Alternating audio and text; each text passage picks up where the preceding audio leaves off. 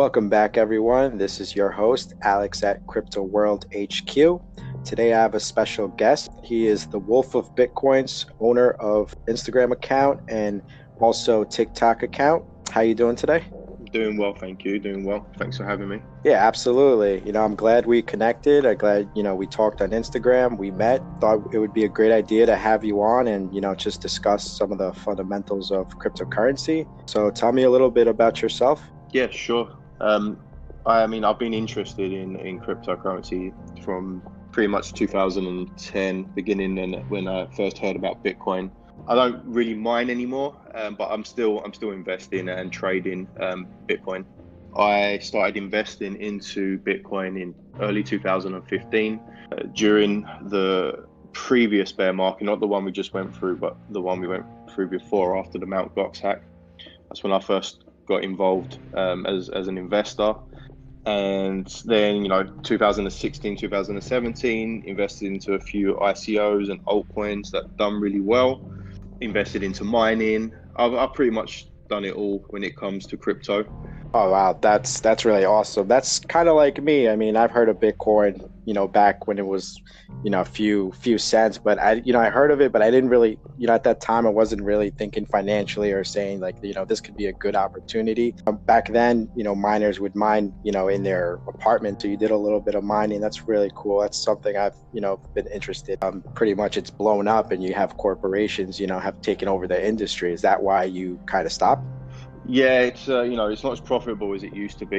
Like you said, like at the beginning, in early 2010, people were mining 50 Bitcoin blocks on their laptop with CPUs, and then more people started joining the network, and then CPUs wasn't good enough because the mining difficulty was so high, so everyone started mining Bitcoin with GPUs, and then like you said, these big companies came in.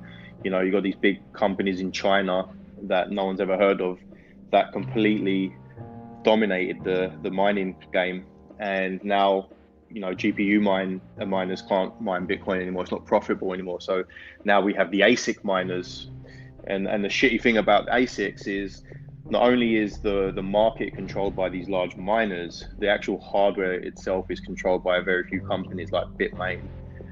So it has made mining a lot more difficult. Like I got started in mining in 2016, ASIC mining Bitcoin, and it was fine for a couple of years, but now it's not worth it for us anymore. So Right.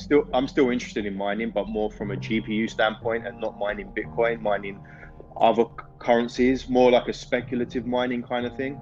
That's mainly what I do now.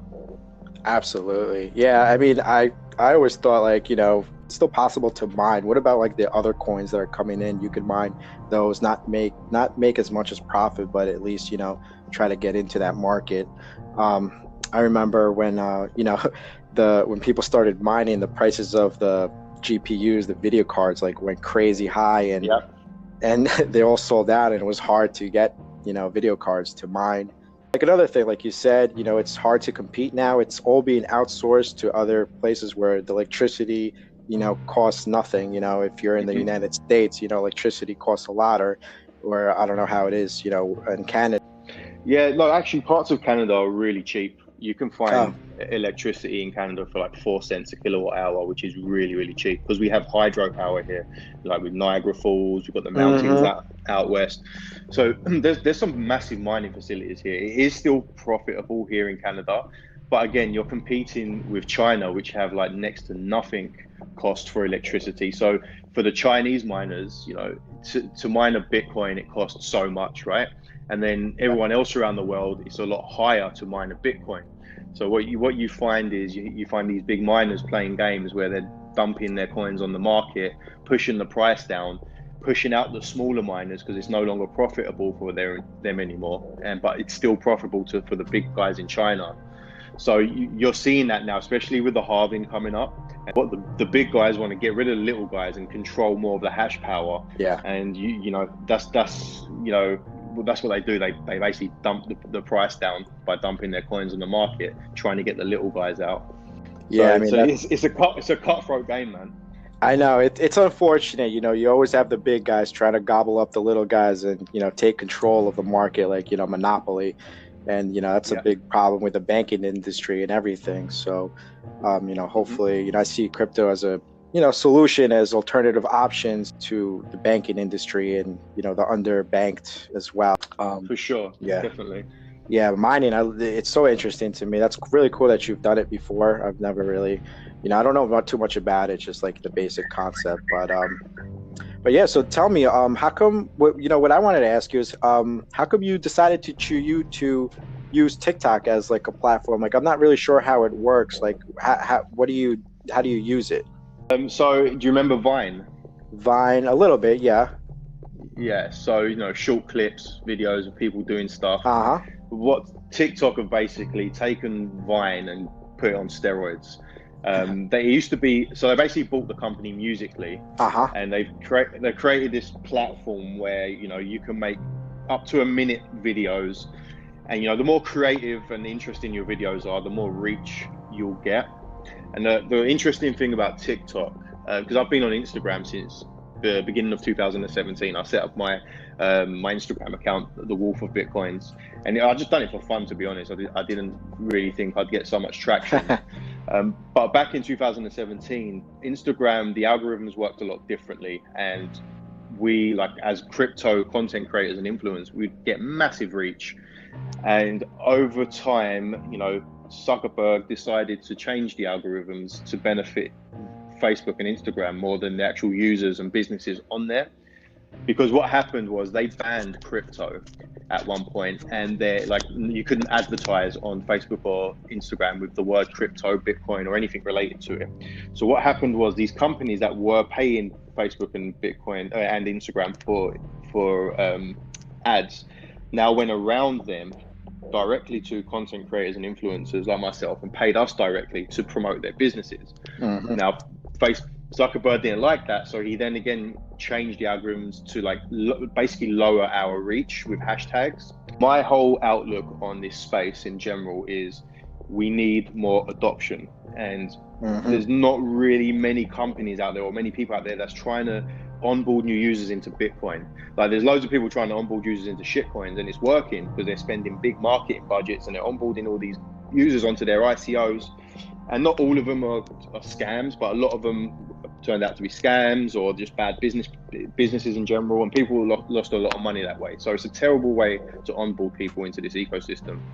So my whole view is we need to onboard new users, we need adoption for Bitcoin, and we need to reach the younger generations, because all of this is going to matter more to them than anybody else, right? Cryptocurrency is going to be a huge part of the younger generation's future.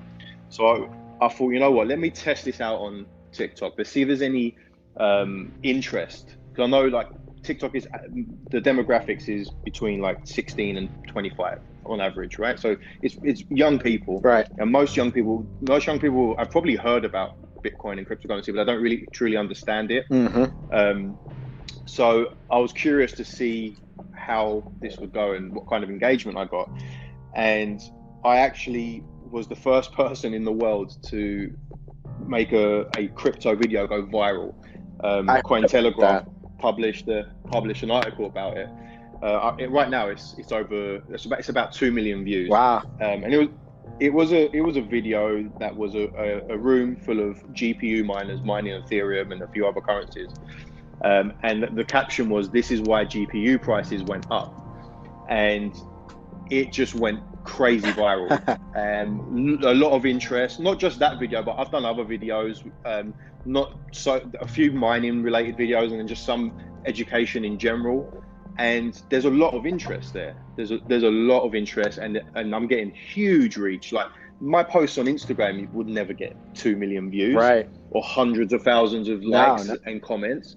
So, like, celebrities on Instagram get that the same Right. amount as regular people on TikTok. Wow. So that's kind of why I'm switching over to TikTok. I mean, I still do things on Instagram, but, like, I really think that we can help with adoption by educating the younger generations on what this is and how they can get involved. Not even get involved in that to make money, but Inform. hey, you've got a you've got a gaming computer at home and a bunch of GPUs. Why don't you try mining Ethereum or Ethereum Classic or Ravencoin, not to make money, but to learn about this? And hey, Right. you might even make a little bit of profit depending on what you're paying for electricity, right? Yeah, absolutely. So just little things like that. That's what I'm trying to do and trying to help the space with. Yeah, I mean, I saw that post, when I first saw the Wolf of Bitcoins. I was like, oh, what's this? And, I was reading your article and how that your video that you posted went viral. And, that what you said, I think you're doing a really smart move. It's a, new platform, and you're reaching out to the whole younger generation, and they have to be informed, because crypto is not just about money and currency. It's, it's what's really behind crypto. It's the new technology. It's the blockchain technology that's allowing all these, this new data computing and algorithms to function in every industry all over the world. You know what I mean? Yeah. So it just has so much application use that I think we have yet to see its full potential, And Exactly. yeah, that's awesome, man. That's great to hear. One other comment about TikTok as well, and how I think it's going to change the game, is with Instagram. A lot of people can fake it, if you know what I mean. Like it's just, they can post pictures that aren't theirs, or that are photoshopped, Sure. and all kinds of stuff. So you've got real, true content creators that are, doing putting out the good word and actually helping with the space. And then you've got a bunch of people that have paid for a bunch of followers, and you don't know who they are, and it just fake in general. And we've seen a lot of that on Instagram and Facebook. Yeah. TikTok, if you want your video to get good engagement and go viral, you have to put out good content. You have to be creative. You have to be interesting. What you put out has to be good quality. It has to be educational. So you're going to see that, I think on TikTok it's more real than what you see on Instagram. So that's another really interesting factor for me. Absolutely. Now, do you make videos yourself? Like, do you do your recording of yourself and do stuff, or? I do. Not actually of myself, but I do record with me speaking. I'm filming a laptop, and I'm teaching people about how not to keep their coins on a cryptocurrency exchange, and what a ledger wallet is, and I'm doing all that live. Awesome. You just don't see my face. I haven't doxed myself on there yet. Yeah. Not sure if I'm going to, but I do videos. Like all the videos I have are original. Sometimes I put music to them and make it into like a short clip.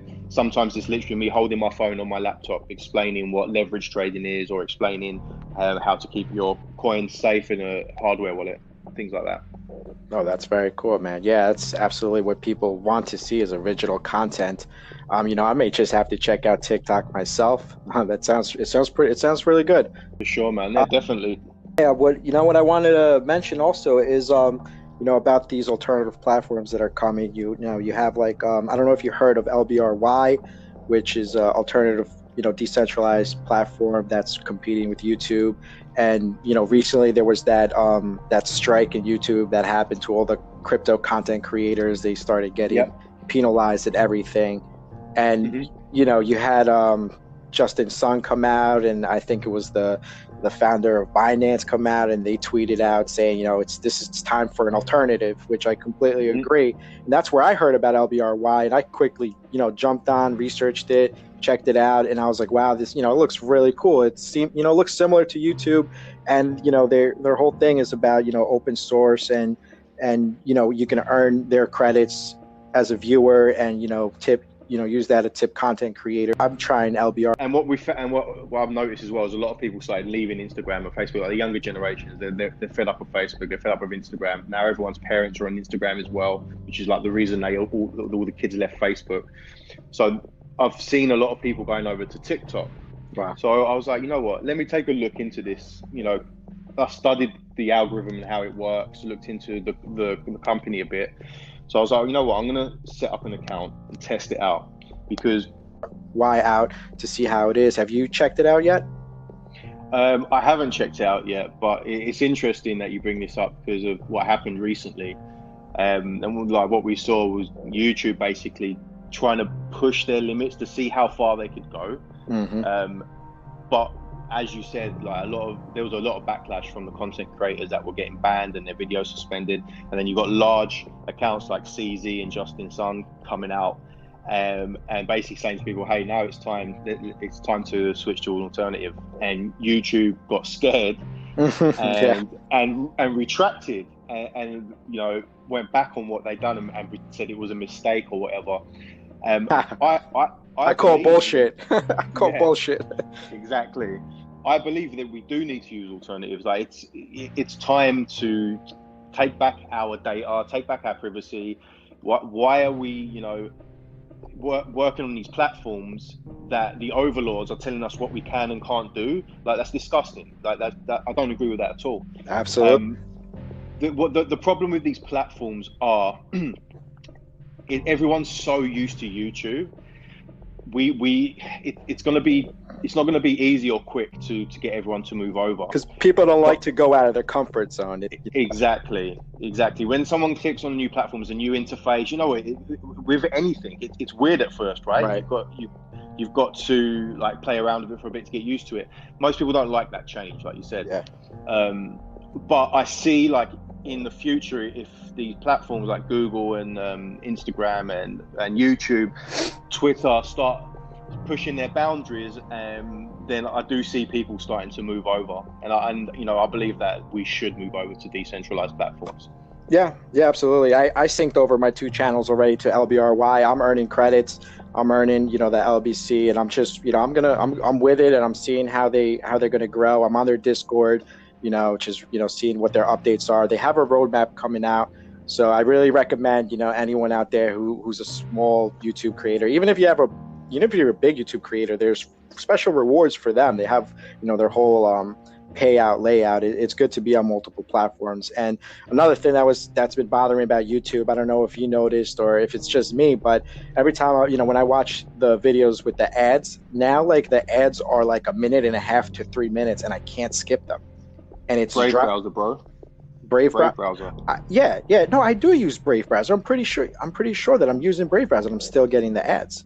I got to double check that though. I'll double check that because I have, sometimes maybe I may open up Firefox, but I'm pretty sure it's Brave browser. So you're saying Brave browser will block those ads?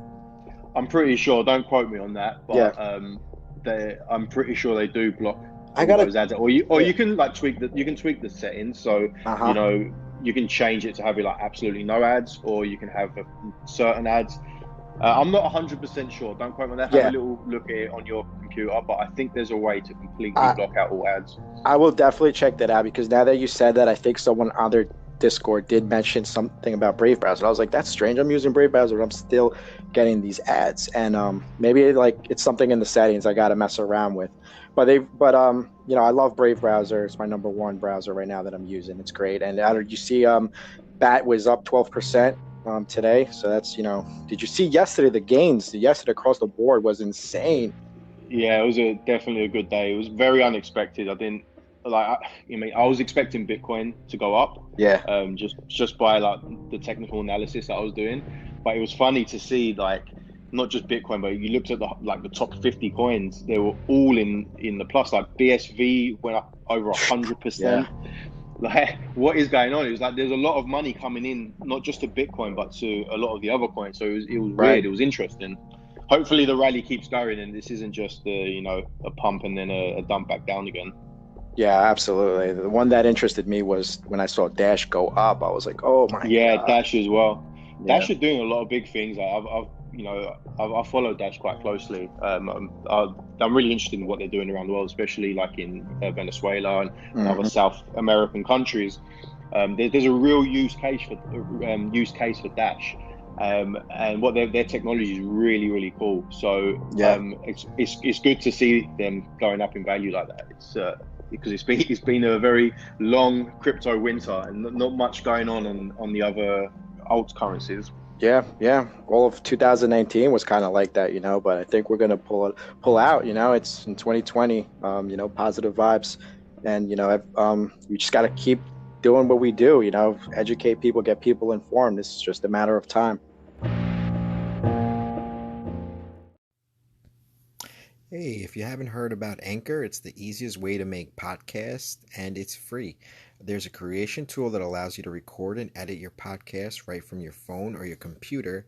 Anchor will also distribute your podcast for you so it can be heard on Spotify, Apple Podcasts, and many more. You can make money from podcasts with no minimum listenership, and it's everything you need to make a podcast in just one place. So download the free Anchor app or go to anchor.fm to get started. I wanted to talk about, and we already kind of touched on adoption as well. Yeah. We're basically onboarding new users. I want to talk about maximalism because that's an interesting topic. It's What is that? It's like Bitcoin maximalists. So there's a lot of people now that think everything else is a scam, and it's like Bitcoin only, Bitcoin only, Bitcoin only. And I think it's really toxic. But there only used to be a few maximalists before, but ever since the bear market, now everybody's a maximalist, kind of. Like there's a lot in their own token. I've seen a lot of that where people are like, no, it's either my token, not your token. Exactly. It's tough. Yeah, so you got Bitcoin maximalists and you got then Ethereum maximalists. So it's tribalism basically. So I wanted to touch on that subject because that's really interesting. That's an important one. Go right ahead. That's really important. Okay, so let's do that one next. Oh, go ahead. You're talking. I mean, keep going. Right. So we see a lot of tribalism in this space now, and I've been in this space a long time. It never used to be like that. Yes, there was always brand loyalty. You got your Monero guys because they want anonymous transactions, and then you got your Bitcoin guys. And we've always had like our true Bitcoin maximalists, people like Pierre Rochard, Saifedean, and I agree with pretty much everything maximalists believe, but I don't. The thing that they won't even entertain, and if you try to talk to them or talk to a maximalist about this, they'll just block you on Twitter. They don't really want to talk about this subject because it goes against their beliefs. This space isn't just about digital gold. Bitcoin is a great digital store of value. Maybe one day it will be a currency. That is what Bitcoin is made for. It's made when it first started. It was like people saying, you know what, freaking money. You know what, banks, go screw yourself. Exactly. Here's Bitcoin. It's an alternative financial system. If you want to use it, you can. If you want to use legacy financial systems, you can. It's up to you. It's an alternative financial system. And the banks are afraid because they don't know. They don't know about the technology. They're hiring people to send them out to be like, what's this new technology? What should we do with it? How do we approach it? But don't get it twisted. Banks are holding a lot of Bitcoin. Oh, absolutely. But the blockchain technology part of it, yes. The banking system as it exists today is pretty shitty. If you take, for example, like a wire transfer, for if someone's sending me a wire from England, for example, to me in Canada, it takes days and it goes through all these intermediary banks, and it's a lot easier just to send me Bitcoin. It takes 20 minutes and costs nothing, right? So and Bitcoin's great for that, and it's a great digital store of value. It's good digital cash. Like I said, maybe one day it'll be a currency or be used as a currency. Right. But it doesn't mean that that's all that this space is about, because something like Ethereum, and I'm not saying like Ethereum is going to be the one. It's not going to be, and it's going to be here in 10 years. Maybe it will, maybe it won't. But something like Ethereum that is not trying to be Bitcoin, and that's the thing that I don't agree with. When maximalists, they'll just be like, "Oh, Ethereum's a shit coin. It's not worth anything." Well, Ethereum's not competing with Bitcoin. Ethereum's not trying to be digital gold or digital cash. It's a whole other thing. So I think there's room in this industry, in this ecosystem, for things alternative to Bitcoin that play, that serve a role that Bitcoin's not really doing. Right? There's a lot of adoption on Ethereum. A lot of people like DeFi. There's no DeFi on Bitcoin. DeFi is being built on Ethereum. No one's building the apps on Bitcoin. Everyone's building it on the Ethereum blockchain, and there's other similar blockchains to Ethereum as well. So in general, like, but Ethereum is like a blue chip altcoin, if you want to put it that way. Yeah. So your picture here, that it's not all about digital gold and digital cash. Like me, I'm pretty chain agnostic. I'm all about innovation. If the innovation is cool and it's a game changer, I don't care if it's not Bitcoin. Like, right. I'm all for it. As long as it solves a problem, like it's a solution to something to make our lives better, without us submitting our complete control or information to a corporation. Right. Exactly. That's what I'm about. So I agree with 90% of what Bitcoin maximalists say, but then I'm also all about innovation. So what we're seeing now is like a wave of so-called maximalists, and not just in Bitcoin, but mainly in these other coins. Like, you've got the BSV guys, you've got the Bitcoin Cash guys, you've got your XRP army. Oh yeah, and everyone's out for each other. I find it really toxic that there's these tribes, and including Bitcoin, like Bitcoin maximalists. They're not as bad as other maximalists, but this is not what this is about. Like, there should be unity, and we should be interested and helping innovation, not shitting on the next coin because it's apparently a shit coin, right? So there's a lot of things that Bitcoin is amazing at, and then there's a lot of things that Bitcoin can't really do. Just like there's a lot of things that Ethereum is amazing at, and there's a lot of things that Ethereum cannot do. Same with Monero. Like, right. Monero is a great currency. If you want true anonymity, you use Monero. If you want, there's businesses out there that pay their employees in cryptocurrency. You're not going to pay your employee with Bitcoin because anyone can do chain analysis and see how much money you have and look at all your confidential transactions. So you would pay your employees in a privacy coin, and the privacy coin of choice is Monero. So Bitcoin can't do that right now. Mm-hmm. Now there's the whole argument. Well, they could make a layer 2 anonymity layer. Yeah, they could, but when are we going to get that? How long is that going to take? Same with when you look at Lightning Network, right? Great, I think what they're doing is amazing. It's still kind of in beta, I guess. There's not many users. I think there's like a couple million users on it, but they're trying to solve like microtransactions, because right now you can't really do that on Bitcoin. So they're trying to solve that with Lightning.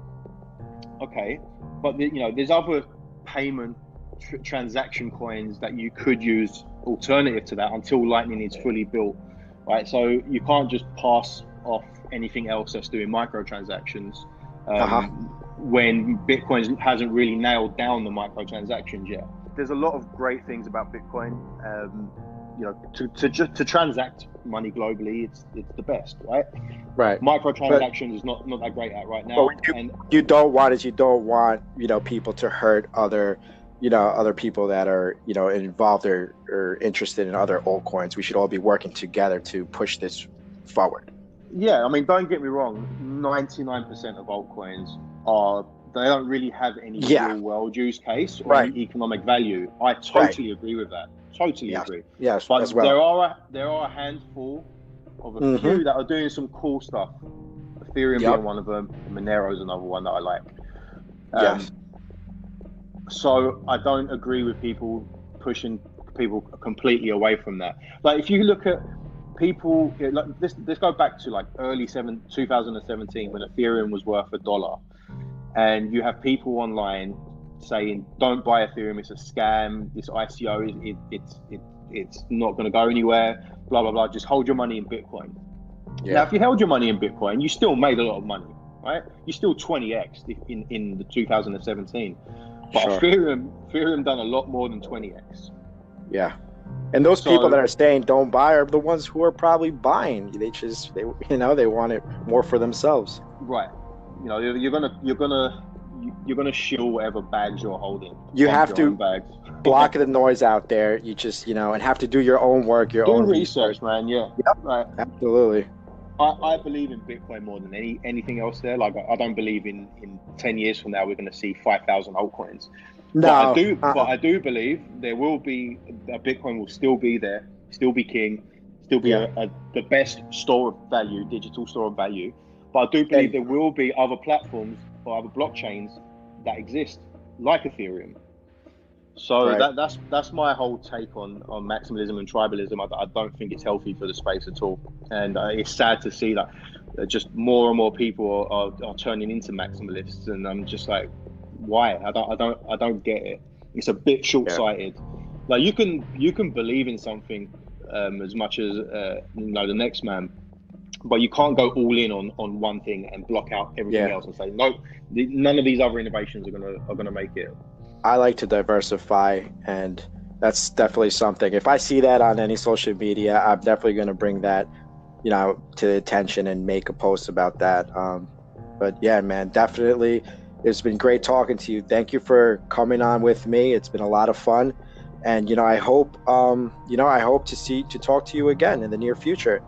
And Yeah, before you go, let everybody know where they can follow you at, how to reach out to you. yeah, no problem. You can find me on Instagram and TikTok. My handle is the Wolf of Bitcoins. I'm also on Twitter, but I'm not very active on there. I don't have many followers. I'm more focused towards TikTok and Instagram. So that's where you can find me. And yeah, I mean, thanks for having me. It's been fun. And let's do it again sometime. Yeah, no, there's a lot more to talk about, and I'll definitely reach out to you and we'll make a plan for the next one. So stay Great. tuned, everyone, and I'll see you guys in the next one.